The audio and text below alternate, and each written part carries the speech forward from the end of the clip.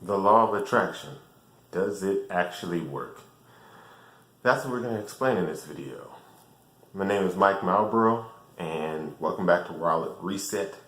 Wallet Reset. And I'm doing this video, kind of changing it up today, partially because of a couple of conversations that I had today about the law of attraction, about manifesting, the secret, whatever you want to call it. And I realized that I'm in a benefited understanding of psychology that helps me to also understand the law of attraction even better. What I mean by that is that the law of attraction and psychology are very closely linked, even though they're not necessarily, they don't bring each other up. But essentially, the law of attraction. Let me just dive into this because I feel like I don't want to waste your time. The law of attraction, for those of you who don't know what the law of attraction really is all the way, essentially, years ago, the movie The Secret came out and starts to explain how the law of attraction works, what it is, and basically they tell you that you are constantly manifesting your life through your thoughts and your actions and your emotions and so on and so forth.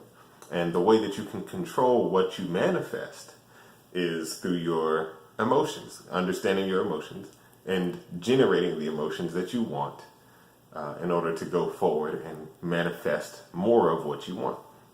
All right, so what happens is most people typically, after watching The Secret or reading The Secret, the book, or just being exposed to the law of attraction, manifestation, what have you, they start trying to go out and manifest things because they realize that, well, if I think it, it can be mine, right? And that's true.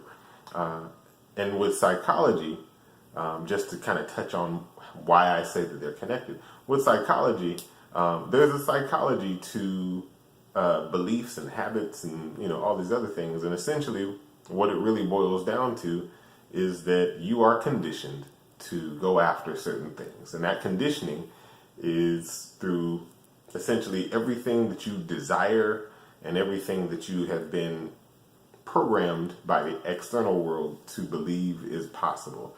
And you will not go after what you don't believe is possible, what you don't see yourself achieving, right? Because you don't believe in it. So if I told somebody who's never made more than $50,000 a year to go and make $20 million in a year, they're going to be like, that's ridiculous. What do who do you think I am? How would that be possible? And even if they believed that it is possible, they have to be able to believe that they themselves can go after it and get it.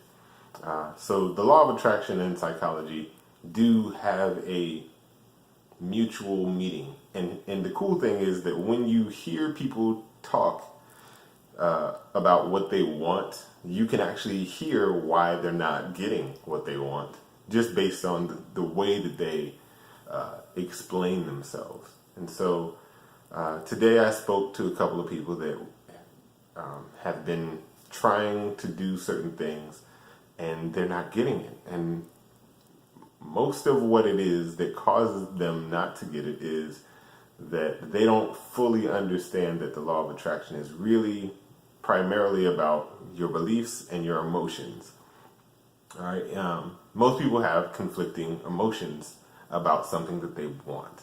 So they want it because they, for example, if you are a parent and you want to teach your child something, right? You want to teach your child something based on either a fear or a desire for something positive.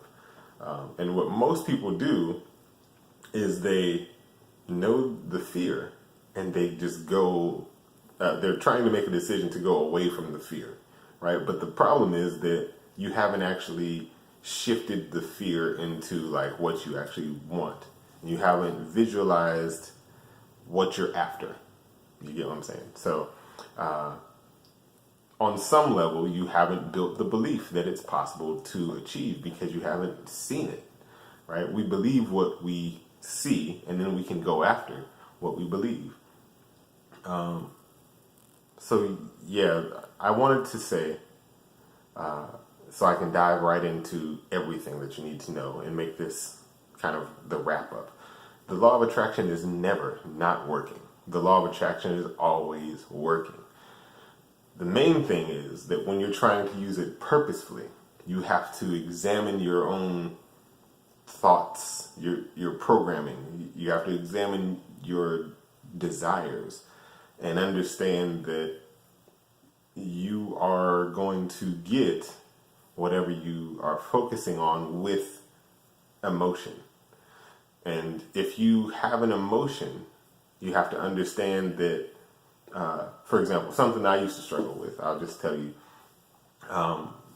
years ago, I struggled with a relationship that was, I felt like, okay, my finances are tied into this relationship. And so on some level, me working towards my business goals and stuff like that, and then coming home and feeling like we're struggling with these finances, it made me question whether we could keep the finances based on the fact that we struggled with the finances, just based on us being two different people when it comes to money. And it became a self-fulfilling prophecy. And that's how the law of attraction will always work. You are always moving towards the thing that you have an emotion towards. Not necessarily what you conceive and believe in your mind, but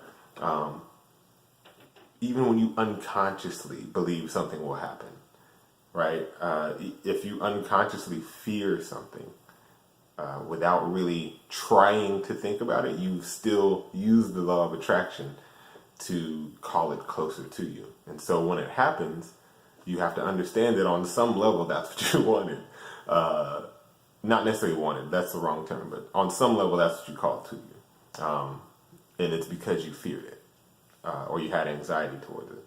So people who are impatient, people who struggle with anxiety, people who struggle with depression, you're actually causing more depression by doing that. So I don't ever want to end on a negative note. So I'm going to actually give you guys the way to actually approach it, right? And this is what I have had to do in my past to get out of a negative spiral, all right?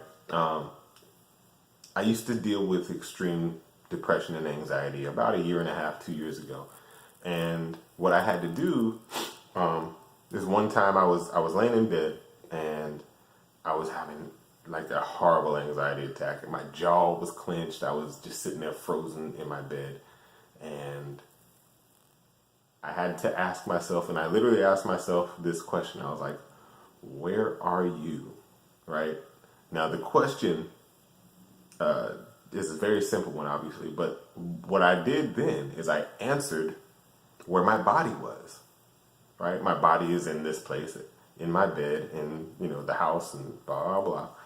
And then I said, well, if you're here, the stuff that you're reacting to physically and clenching up with, who is that happening to? And I decided that it can't be me, right? It's not me because I'm not physically in that place that the thing is happening in. And it was a horrible, in my mind, like scenario. One of those scenarios where you're like, let me get up and double check the locks. Like it was that bad, where I literally was active towards the thought. And so what I did is I kept, going through that sequence. And what I would do is I started to, every time I started to feel my anxiety come on, or my anxiety, it's not mine, I don't own it.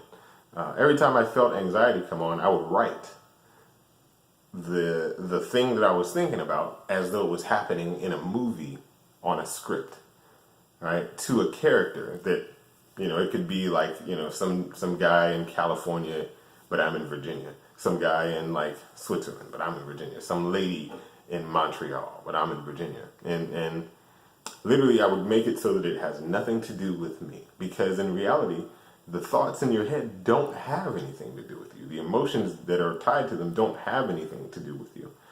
And what ends up happening is after you start writing it, and after you start to detach yourself from the emotion of whatever the negative emotion is, and it becomes this person's negative emotion. You start to be able to actually feel like you're accomplishing something, like you're pushing something forward. Because you can literally look at a script or look at a story or an article or whatever it is that you write. You can look at it and say, wow, I literally just took this thing, put it on paper, and the creativity and the productivity of it made me feel good. And that's at least what for me worked. For you, you may have to do something else. You might have to, if one of the things that you're anxious about is your health, you may say, okay, well, the best way to not be anxious about it is for me to just go for a walk. You know what I mean? Go for a jog. Or if it's late night, go to the gym and get on the treadmill. Or, go pump some iron, something like that. But ultimately, the goal of this video is so that you understand that you are always, whether you are trying or not, using the law of attraction. It's the only way that your brain works. So everything that you have in your life is a part of a belief system. And you will only allow yourself to have what you believe you can and should have. If you feel like you don't deserve something and you get it, you will quickly get rid of it, one way or another. And so work on your beliefs. The reason why this channel is Wallet Reset is because I had to reset my beliefs in order for my income to start to reflect my beliefs. And I wanted to teach other people that that's a part of the process. So a part of the process is not just go out and sell stuff. I mean, it's not hard to sell anything, right? As long as you know that the thing that you have is valuable and this person needs it, you can sell it. What you have to do, though, is understand that it's you. You're really just selling yourself. You're really just selling people the trust that they can place in you. And the only way to do that is to trust yourself and to have the thoughts that you are doing right by people. And it really all is full circle. It's there's no chicken or the egg. It's just process. Anyway, hopefully that makes sense to you guys. If you kind of want to understand this a little bit more, I'll tell you this. I had to struggle for years with understanding the law of attraction. Like I said, I had to take psychology. I had to actually practice it. There's a lot of things that I just kind of stumbled on. And if you want to check out something that kind of gives you a blueprint step by step, I found a resource for you guys in the description. So go ahead and check that out. Anyway, this is Mike Malborough. Hopefully this has helped you guys out, and I'll see you on the next video.